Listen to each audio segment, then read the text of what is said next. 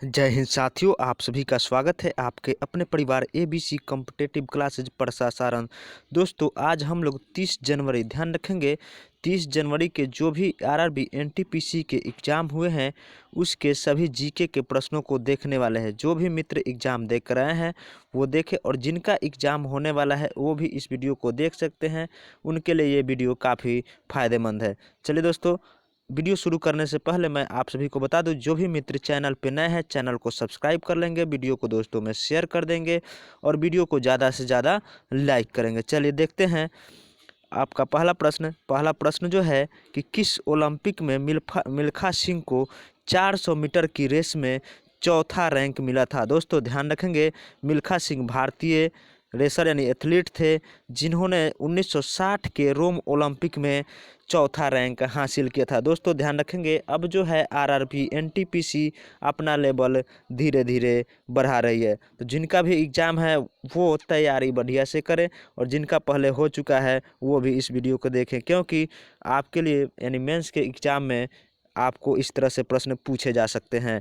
चलिए देखते हैं अगले प्रश्न को। अगला प्रश्न जो है कि यूनेस्को की स्थापना के समय सदस्य देशों की संख्या कितनी थी। दोस्तों ध्यान रखेंगे, यूनेस्को की स्थापना के समय सदस्य देशों की संख्या 51। ठीक है, कितना था? 51। ठीक, चलिए अगले प्रश्न को देखते हैं। अगला प्रश्न जो है कि नवजात शिशुओं में हड्डियों की संख्या कितनी होती है। दोस्तों ध्यान रखेंगे, नवजात शिशुओं में हड्डियों की संख्या 300 से भी अधिक होती है, लेकिन अधिकांशतः आपको आंसर मिलेंगे लगभग 300। ठीक है, और उससे कम जो है लास्ट में ये जो विकसित शिशुओं में जो है यह संख्या घटकर 208 हो जाती है। और पूर्णतः मानव शरीर में यानी कि युवा यानी विकसित मानव शरीर में जो है हड्डियों की संख्या 206। ध्यान रखेंगे, ऐसे नवजात शिशु में हड्डियों की संख्या 300 या उससे भी अधिक होती है। ठीक, अगला प्रश्न पूछा गया था कि हमारा संविधान कब लागू हुआ था। दोस्तों ध्यान रखेंगे, हमारा संविधान जो है कब लागू हुआ था, तो 26 जनवरी 1950 को हमारा संविधान 26 जनवरी 1950 को लागू हुआ था। लेकिन दोस्तों 26 जनवरी 1949 को, ठीक 26 नवंबर 1949 को संविधान के कुछ अनुच्छेद को लागू किए गए थे। ठीक है, यानी इस संविधान को पूछेगा प्रश्न कि संविधान को किस दिन अंगीकृत किया गया था, तो 26 नवंबर 1949 को अंगीकृत किया गया था, जिस कारण 26 नवंबर को संविधान दिवस या विधि दिवस भी मनाया जाता है। ठीक है, चलिए देखते हैं अगला प्रश्न। अगला प्रश्न जो है कि वेनेजुएला के राष्ट्रपति अभी कौन है। दोस्तों ध्यान रखेंगे, अभी वेनेजुएला के राष्ट्रपति कौन है? Nicolas Maduro. ठीक है, निकोलस मादुरो आपके वेनेजुएला के राष्ट्रपति हैं। ठीक है, इसको भी ध्यान रखेंगे। वेनेजुएला की राजधानी जो है कहाँ है? कराकस। ठीक है, वेनेजुएला की राजधानी कराकस, मुद्रा है पेसो। ध्यान रखेंगे, और दक्षिणी अमेरिकी कंट्री है और यह एक तेल तेल निर्यातक देश भी है, तथा दक्षिण अमेरिका का इसे द्वार भी कहा जाता है वेनेजुएला को। अगला प्रश्न देखते हैं कि भारत रत्न की शुरुआत कब हुई थी। दोस्तों ध्यान रखेंगे, भारत रत्न की शुरुआत जो है 1954 में। ध्यान रखेंगे, भारत रत्न, पद्म विभूषण, पद्मश्री, राजीव गांधी खेल रत्न इन सभी से प्रश्न पूछे जा रहे हैं। जिनका भी अभी एग्जाम नहीं हुआ है इन सभी पुरस्कार को देख कर जाएं। ठीक है, पहली बार भारत रत्न की शुरुआत 1954 में हुई थी। उस समय 3 व्यक्तियों को भारत रत्न पुरस्कार दिया गया था। ठीक है, ध्यान रखेंगे, एस राधाकृष्णन, सीवी रमन और सी राजगोपालाचारी। तथा 2019 में भी 3 व्यक्तियों को दिया गया है। कौन कौन है? प्रणब मुखर्जी, नानाजी देशमुख। ठीक है, ये 3 व्यक्तियों को 2019 में भारत रत्न दिया गया है, तथा 1954 में जो है पद्म भूषण, पद्म विभूषण इन सभी पुरस्कारों की भी शुरुआत हुई थी। ठीक है, ध्यान रखेंगे। चलिए अगले प्रश्न को देखते हैं। अगला प्रश्न जो है कि चंद्रयान 2 के इंजन का वाट कितना था। दोस्तों ध्यान रखेंगे, चंद्रयान 2 के इंजन का जो है क्षमता पूछा गया है। तो विक्रम जो था, विक्रम क्या था? लैंडर था। ठीक है, लैंडर था विक्रम, जिसका जो है वाट कितने वाट का था? 650। और रोवर जो था, रोवर कितना का था? तो 50 वाट का। दोनों को ध्यान रखेंगे। अगला प्रश्न पूछा गया था कि 1969 में कितने बैंक को एक साथ मर्ज कर दिया गया। यानी 1969 में जो है बैंकों का राष्ट्रीयकरण से हमको लगता है प्रश्न पूछा गया था। तो 1969 में जो है 14 बैंकों का राष्ट्रीयकरण किया गया था पहली बार, यानी 14 बैंकों को, और दूसरी बार 1980 में किया गया था, जिसमें 6 बैंकों को जो है वहाँ पे राष्ट्रीयकृत किया गया था। ठीक, अगले प्रश्न को देखते हैं। अगला प्रश्न जो है कि कुतुब मीनार का निर्माण कार्य पूरा किसके द्वारा करवाया गया था। दोस्तों ध्यान रखेंगे, कुतुब मीनार का निर्माण कार्य इल्तुतमिश के द्वारा, किसके द्वारा, इल्तुतमिश के द्वारा कुतुब मीनार का निर्माण कार्य पूरा करवाया गया था। कुतुब मीनार का निर्माण कार्य प्रारंभ कुतुबुद्दीन ऐबक के द्वारा किया गया था। ठीक है, कुतुबुद्दीन ऐबक जो है इसका निर्माण कार्य प्रारंभ करवाया, लेकिन इसका निर्माण कार्य पूर्ण करवाया किसके द्वारा, इल्तुतमिश के द्वारा। लेकिन और वो भी एक प्रश्न पूछा जाता है कि चौथे मंजिल यानी कि फिर कुतुब मीनार से संबंधित एक और शासक है फिरोज शाह तुगलक। ठीक है, फिरोज शाह तुगलक ने भी इस निर्माण में कुछ काम करवाया, जैसे चौथे मंजिल जो है ध्वस्त हो चुकी थी, जिसका निर्माण फिरोज शाह तुगलक के द्वारा भी करवाया गया था। अगला प्रश्न है कि बर्ड फ्लू के वायरस का नाम क्या है। दोस्तों बर्ड फ्लू एक वायरल डिजीज है जो किस वायरस से होता है, तो बर्ड फ्लू जो है H5N1। ठीक है, इसको ध्यान रखेंगे, ये मिसप्रिंट है। H5N1 वायरस के कारण बर्ड फ्लू जो होती है, जो कि मुर्गियों की एक बीमारी है। ठीक है, बर्ड फ्लू H5N1 के द्वारा होता है।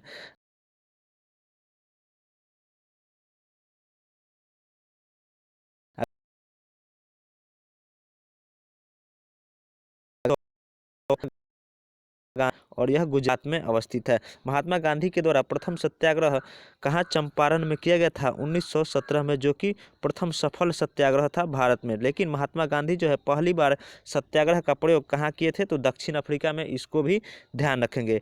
अगला प्रश्न है कि बारदोली आंदोलन कब हुआ था।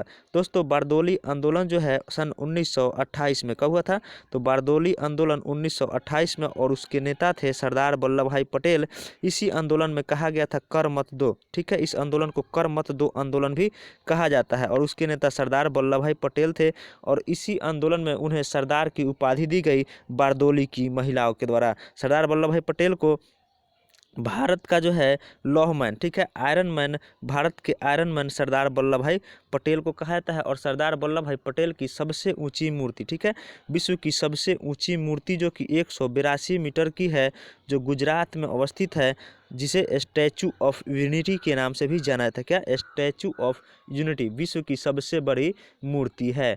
अगला प्रश्न देखते हैं। प्रश्न जो है कि राजस्थान से कौन कौन सा NH गुजरता है। दोस्तों ध्यान रखेंगे, राजस्थान से आपका NH11, ध्यान रखेंगे NH11, NH15, NH76, ये सभी NH राजस्थान से गुजरते हैं। इसके अलावा और भी NH गुजरते होंगे, लेकिन आपसे प्रश्न में पूछा गया था तो इसी में से ऑप्शन थे। ठीक है, चलिए अगला प्रश्न देखते हैं। अगला प्रश्न जो है कि 1947 में भारत का वायसराय कौन था। दोस्तों ध्यान रखेंगे, 1947 में भारत का वायसराय लॉर्ड माउंटबेटन। ठीक है, इसी माउंटबेटन योजना के द्वारा भारत का विभाजन हुआ, भारत एवं पाकिस्तान। ठीक है, तो आज़ादी के समय भारत का प्रथम वायसराय भारत का वायसराय हो जाएगा लॉर्ड माउंटबेटन, तथा आज़ादी के बाद भारत का प्रथम गवर्नर जनरल लॉर्ड माउंटबेटन ही था। ठीक है, ध्यान रखेंगे, आज़ादी के बाद भारत का प्रथम गवर्नर लॉर्ड माउंटबेटन, तथा आज़ादी के बाद भारत का भारतीय गवर्नर जनरल पूछे तो आपका सही आंसर होगा सी राजगोपालाचारी। ठीक है, चलिए देखते हैं अगले प्रश्न को। अगला प्रश्न है कि इंडिया गेट का डिजाइन किसके द्वारा किया गया था। दोस्तों ध्यान रखेंगे, इंडिया गेट का डिजाइन एडविन लुटियंस, किसके द्वारा, इंडिया गेट का डिजाइन जो है एडविन लुटियंस के द्वारा किया गया था, तथा इन्हीं के द्वारा लाल किला का भी डिजाइन किया गया है। सॉरी, इन्हीं के द्वारा जो है राष्ट्रपति भवन का भी डिजाइन किया गया है। अगला प्रश्न देखते हैं, नीति आयोग के बारे में क्या सही है। तो नीति आयोग के बारे में सही कथन पूछा गया है। दोस्तों ध्यान रखेंगे, नीति आयोग की स्थापना 1 जनवरी 1915 को हुई थी। कब हुई थी, 1 जनवरी 2015 को। ठीक है, और नीति आयोग जो है योजना आयोग के स्थान पर नीति आयोग को गठित किया गया है। योजना आयोग को 15 अगस्त 2014 को समाप्त कर दिया गया, और उसी के स्थान पर नीति आयोग को लाया गया है। नीति आयोग का फुल फॉर्म भी कभी पूछ दिया जाता है, तो दोस्तों इसका फुल फॉर्म होता है national institution for transforming India. ठीक है, national institution for transforming India. इसके अध्यक्ष प्रधानमंत्री होते हैं, तथा इसके अभी CEO अमिताभ कांत हैं। ठीक है, चलिए अगला प्रश्न देखते हैं, URL क्या होता है। दोस्तों URL यूनिवर्सल रिसर्च लोकेटर, और इसका मतलब होता है वेबसाइट का एड्रेस रूम में क्या कार्य है कंप्यूटर को चालक ने निर्देश देने तथा इसी मेमोरी में स्टोर रहते हैं। रोम जो है रोम ठीक है, ध्यान रखिएगा। रोम एक अस्थायी मेमोरी है। बेसिक फंक्शनलिटी के निर्देश स्टोर रहते हैं, यह केवल रीडेबल होती है। यानी कि रोम और रैम के बारे में यहाँ पे चर्चा किया गया। रोम जो है यह एक अस्थायी मेमोरी रोम, और रैम जो हो जाएगा रैम अस्थायी मेमोरी होता है, ध्यान रखेंगे। इसका फुल फॉर्म होता है रीड ओनली मेमोरी और इसका फुल फॉर्म होता है रैंडम एक्सेस मेमोरी। ठीक है, अगला प्रश्न है कि मन्नार की खाड़ी किस राज्य में अवस्थित है। दोस्तों ध्यान रखेंगे, मन्नार की खाड़ी कहाँ अवस्थित है, तो मन्नार की खाड़ी तमिलनाडु में है। अगला प्रश्न है कि पहल योजना का संबंध किससे है, तो पहल योजना का संबंध रसोई गैस सब्सिडी के लिए इसे लागू किया था कब, 15 नवंबर 2014 को। ठीक है, तो पहल योजना के तहत जो है गैस सब्सिडी जो है डायरेक्ट अकाउंट में देने की बात की गई थी, और इसकी शुरुआत कब की गई थी, 15 नवंबर 2014 को। ठीक है, अगला प्रश्न देखते हैं कि भारतीय इतिहास का स्वर्ण काल किस काल को कहा जाता है। दोस्तों ध्यान रखेंगे, भारतीय इतिहास का स्वर्ण काल